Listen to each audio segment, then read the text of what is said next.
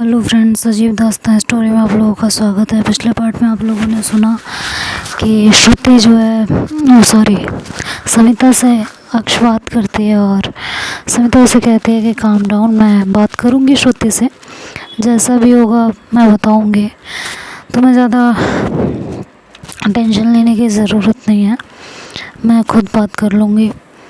तो अक्ष कहते हैं कि यार क्या ही कहूँ मैं, तुम्हें पता है ना मेरे दिल में श्रुति के लिए क्या है। उसका ये कहना बार बार कि मैं सिर्फ इसी चीज़ के लिए मर रही हूँ, ये मुझे बहुत परेशान कर रहा है। ये तुम्हें भी पता होना चाहिए।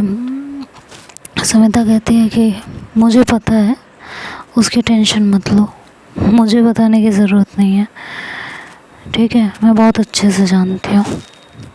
थैंक गॉड, तुम तो समझती हो मुझे, तुम तो जानती हो कम से कम, नहीं तो वो तो पता नहीं क्या क्या सोच रही थी मेरे बारे में। अक्ष, खुद को काम रखने की कोशिश करो, मैं श्रुति से बात करके देखती हूँ कि क्या बात है। होप्स हो कि वो तुमसे बात कर ले, क्योंकि आजकल तो मैडम किसी से बात भी नहीं करना चाहती हैं। पता ही नहीं क्या चलता रहता है उसके दिमाग में, कुछ तो चल ही रहा होगा ना जो तुम्हारी मेरी समझ से परे है। देखती हूँ, तुमने कोशिश की थी जानने की, बहुत कोशिश की है समिता, जेन्युइनली बहुत कोशिश की है। और मुझे इसी बात की ज़्यादा तकलीफ़ हो रही है कि वो मुझे समझ ही नहीं रही है। ये चीज़ मुझे ज़्यादा परेशान कर रही है। एंड आई एम सॉरी, मैंने आज तुमसे जिस तरीके से बात की, मुझे उस तरीके से बात नहीं करनी चाहिए थी समिता। बट वो क्या है ना कि मूड जब ख़राब होता है ना तो किसी अपने पे ही गुस्सा निकलता है। ना श्रुति मुझे समझने की कोशिश कर रही है, ना तुमसे सही से बात हो रही है। समझ ही नहीं आ रहा है क्या करूं क्या ना करूं, दिमाग काम ही नहीं कर रहा। आई होप तुम मुझे समझोगी। डोंट वरी अक्ष, तुम्हें मुझसे कब से सफाई देने की ज़रूरत पड़ने लगी? मैं तुम्हें बहुत अच्छे से जानती हूँ और तुमने जो भी कहा मुझे उसका बुरा नहीं लगा। क्यूरियोसिटी होती है हर इंसान के दिल में, दिमाग में, तुम्हारे भी थी, तुमने भी पूछा, तो ये बहुत बड़ी बात नहीं है। ये तो हम पे डिपेंड करता है कि हम इस बात को कितना तोल देंगे और कितना नहीं। मेरे लिए ये कोई बहुत बड़ी बात नहीं है, मैं सच बोल रही हूँ। थैंक्स यार, तुमने ये बोल के मेरी बहुत बड़ी प्रॉब्लम सॉल्व कर दिया, सच कह रही हूँ।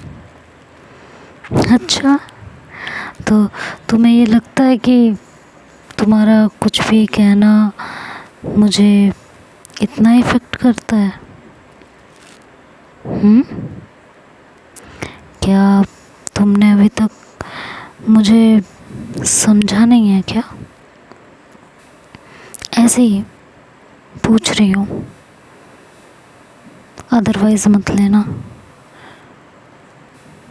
बात समझने की नहीं है ना, तो फिर किस चीज़ की बात है अक्ष? मुझे तो लगा था कि हम लोग एक दूसरे से कोई भी बात कह सकते हैं, कर सकते हैं, हाँ, और अब तुम इस तरह बात कर रही हो। समिता, हो तो तुम भी इंसान ही ना, प्यार करती हो मुझसे, दर्द तो तुम्हें भी होता ही होगा ना। अक्ष, हमारा प्यार ना इन सब चीज़ों से ना बहुत ऊपर उठ चुका है। हम दोनों के दिल में एक दूसरे को लेके जेलसी वाली फीलिंग ही नहीं है। और जब ये फीलिंग नहीं होती है ना, सबसे खूबसूरत रिश्ता यही होता है, ट्रस्ट मी। जेलसी जो है ना, वो हर रिश्ते को ख़राब कर देती है। और ये बात तो आप ही ने मुझे सिखाई है ना। और आज खुद ही भूल गए हो क्या? नहीं, भूली नहीं थी। तो फिर क्या हो गया? कुछ हुआ नहीं, जस्ट सोच में पड़ गई। किस सोच में? यही कि कैसे मुझे तुम मिल गई। ये तो सोचने वाली बात है ना अक्ष, कैसे मैं आपको मिल गई। काश कि पूरी मिल गई होती। तो समिता कहती है कि अब जो हुआ नहीं उसके बारे में बात करके आई डोंट थिंक सो कि कोई फ़ायदा है। बात तो सही है आपकी, बट दिल में टीस उठती है कि आप मेरी हो सकती थी अगर मैं एक कदम उठा लेती। तो मैंने वो कदम उठा के बहुत बड़ी गलती कर दी। ऐसा नहीं है अक्ष, आपने वो कदम ना उठा के बहुत अच्छा किया। आपकी ज़िंदगी में सविता को आना, श्रुति को आना था और वो आ गई है। तो इतना मत सोचिए, सब सही है, सब ठीक है। और रही बात इस समय श्रुति के बिहेवियर की, देखते हैं कि वो क्यों कर रही है ऐसा, क्या चल रहा है उसके दिमाग में। ठीक है, अच्छा अब मैं जाऊँ? क्यों? थोड़ी देर और बात कर लो। कर लेती, पक्का कर लेती, बट वो क्या है ना, मम्मी बुला रही हैं। तुम्हें पता है शादी का घर है, हज़ारों काम है, घर में कोई और करने वाला नहीं है। भैया अभी वापस नहीं आए हैं, तो सब कुछ मुझे ही देखना पड़ता है। I hope you understand. हाँ पक्का ना? हाँ पक्का। तो जाऊँ? बिल्कुल, बट बात कर लिया करो यार। मैं करती तो हूँ, लेकिन आप ही का दिमाग हर वक्त चढ़ा रहता है। चढ़ा नहीं रहता, बस परेशान हो गई हूँ रोज़ रोज़ के तमाशे से। और इधर तुम्हारी शादी में तुम इतना बिज़ी हो गई हो कि जब फ़ोन करो, कभी बाहर हूँ, कभी पार्लर हूँ, कभी शॉपिंग कर रही हूँ, कभी ये कभी वो। और आज तुमने ये कहा जबकि तुम्हें उस लड़के से बात करना पसंद आ रहा है तो क्या अक्ष, बुरा लगा क्या? हाँ, लगा बुरा। 1 सेकंड के लिए लगा, सिर्फ 1 सेकंड के लिए। हाँ, सिर्फ 1 सेकंड के लिए। तुम्हें तो पता ही है ना, जैसा कि अभी तुमने खुद कहा। और क्या कहा मैंने? यही कि हमारे बीच जेलसी के लिए कोई जगह नहीं है। ये हुई ना बात मेरे अक्ष वाली। अच्छा जी, आपके अक्ष वाली? जी हाँ, मेरे अक्ष वाली। ओहो, क्या बात है जी, यही बात है। You know what? क्या? कि क्या पता है, तुम जब उस लड़के के बारे में बात करती हो ना, तो बस 1 सेकंड के लिए गुस्सा आता है, दूसरे ही पल ना सब ठीक हो जाता है। और दुआ करती हूँ कि लड़का अच्छा निकले, तुम्हारा ख्याल रखे, तुम्हें संभाले, तुम्हारी केयर करे, और तुम्हें मेरी याद भी ना आने दे। अच्छा, तो आपकी याद आना ना आना क्या उसके बस में है? ये तो तुम पे डिपेंड है।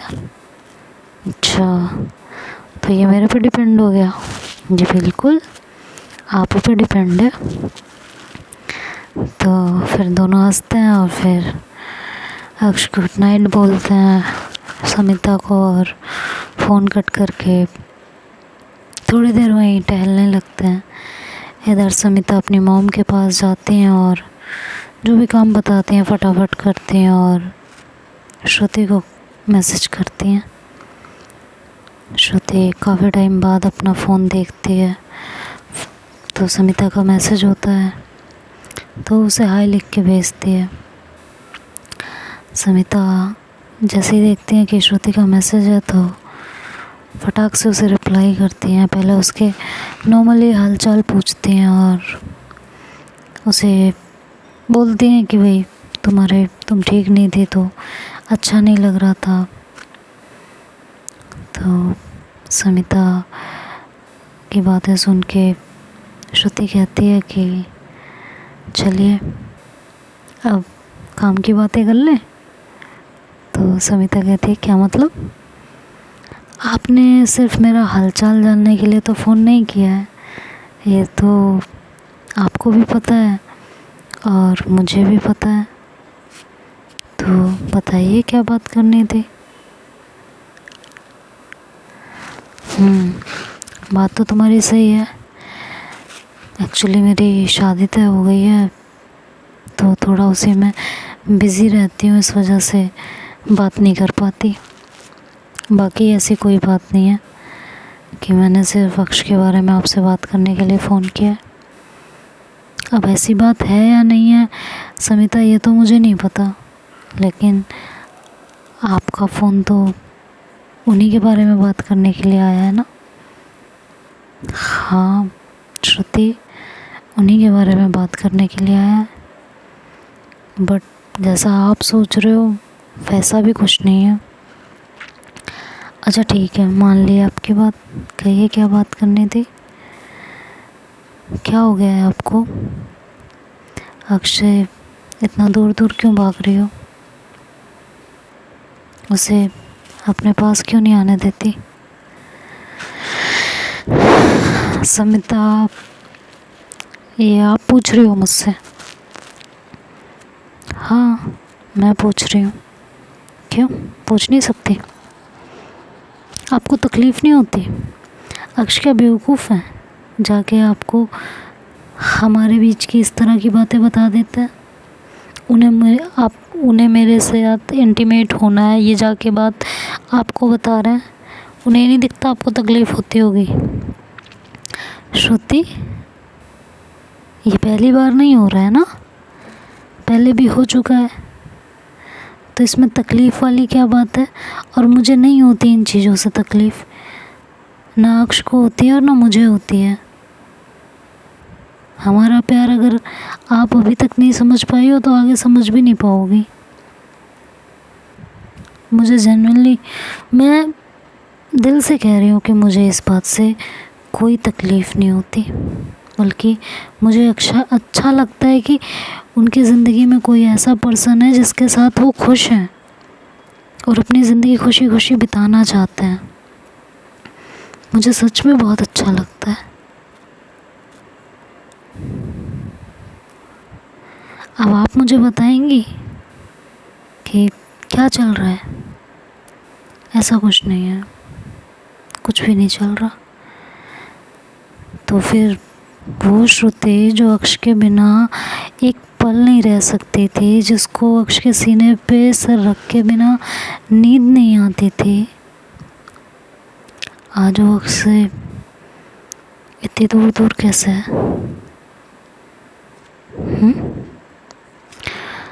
अब श्रुति थोड़ी परेशान होती है कि वो क्या जवाब दे। कहती है समिता ऐसी कोई बात है नहीं। कहती है ठीक है, मान लेती हूँ आपकी बात, बट फिर भी दिल में कुछ तो चल रहा होगा ना। देखो समिता, सॉरी श्रुति, वक्त रहते संभाल लो रिश्ते को। अक्ष की प्रॉब्लम फिर से वैसी ही ना हो जाए जैसे पहले थी। तुम बहुत मुश्किल से उसको उस वक्त से निकाल के बाहर लाई हो, तो उम्मीद करती हूँ कि दोबारा उसे वही नहीं धकेलोगी। तो वक्त रहते संभाल लो चीज़ों को और बताओगी क्या हुआ है। कुछ खास नहीं यार, तो फिर क्या दिक्कत है, क्यों नहीं उनके पास जाती हो। वैसे ही तुम लोग इतने टाइम से एक दूसरे से दूर थे, तो कोई बात तो होगी ना। अब समिता बिल्कुल श्रुति बिल्कुल खामोश हो जाती है। तो देखते हैं श्रुति क्या जवाब देगी, ये तो नेक्स्ट पार्ट में सुनेंगे। तब तक के लिए bye bye, take care, good night. Thanks for watching, like and comment.